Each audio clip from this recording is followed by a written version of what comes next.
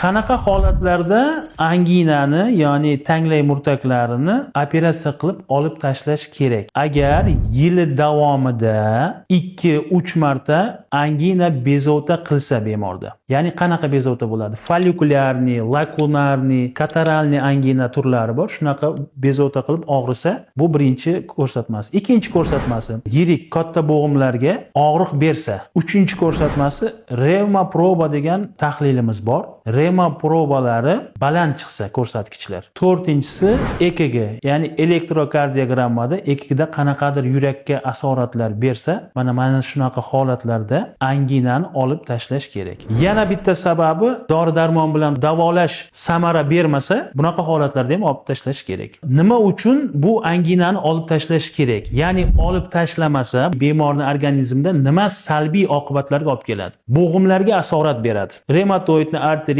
artrit degan kasalliklarni keltirib chiqaradi. Yurakka asorat beradi. Yurakni orttirilgan nuqsonlarni keltirib chiqaradi. Pochkaga asorat beradi. Pielonefrit, glomerulonefrit degan kasalliklarni keltirib chiqaradi. Shu maqsadda, ya'ni boshqa a'zolarga, organizmdagi boshqa organlarga asorat bermasligi uchun anginani olib tashlash kerak. Yuqoridagi aytib o'tilgan kasalligimiz bo'yicha kimda qanaqadir savollar bo'lsa yoki lor kasalliklari bo'yicha kimdadir qanaqadir muammolar bo'lsa, bemalol bizning klinikamizga murojaat qilishingiz mumkin.